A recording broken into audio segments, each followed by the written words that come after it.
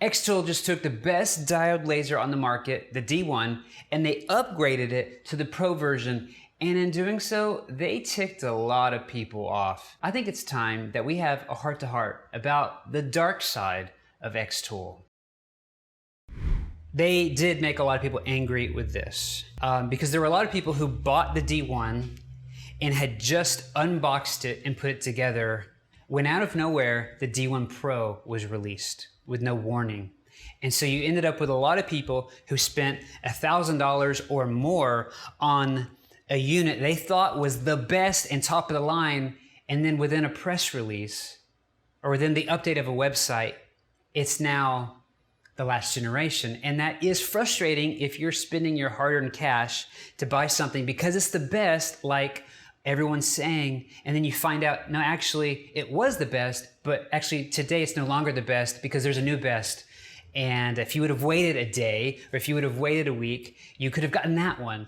And so there's a lot of people who are upset about that. Now, I don't know if xTool has addressed that. I've heard some people who have said they've reached out and heard nothing back, that they would like to exchange it. I don't know how those things have been resolved, to be fair.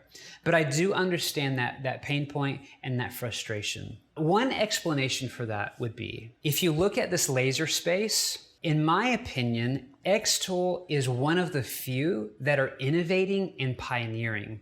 Almost all the other brands are just copying each other, doing the same thing, and putting their logo on it. When I posted my review of the xTool, I got 7 emails within a few weeks from brands I had never heard of who were begging to send me their laser to do a review on. And all of those lasers looked identical. While it is frustrating to see xTool go from a 5 watt to then a 10 to then a 20 and the D1 to the D1 Pro, and you're like wondering, I wonder if by Christmas there's gonna be like a D1 Ultra with a 40 watt in the works, who knows? The pro is, this company is actually pioneering and innovating, and they're listening to feedback, and they heard all of us gripe about the lack of limit switches and the cable management. And so what did they do? They quickly turned around a unit with limit switches and better cable management, and they made some improvements that we didn't even think of, and they made it faster, and they made the head twice as powerful, and they do that in like a quick time.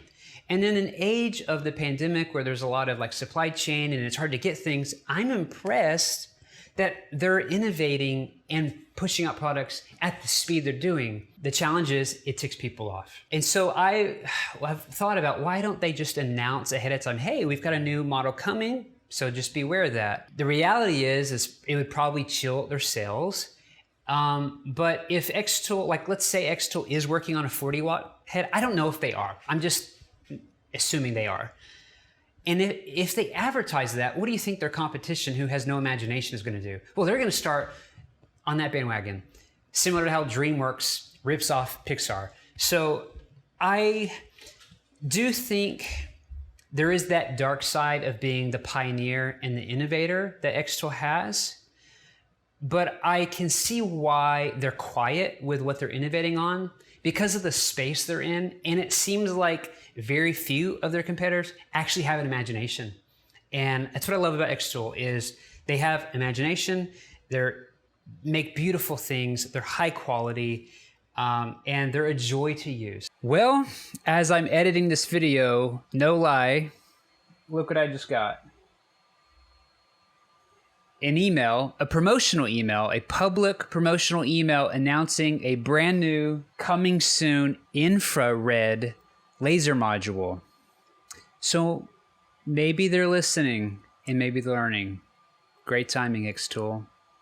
Great timing. If you have any questions about the xTool D1 Pro, specifically the 20 watts or the 10 watts, go ahead and leave a comment below. Or if you want to see my in-depth review where I give you everything that I think you should know about the machine, click on the video right here.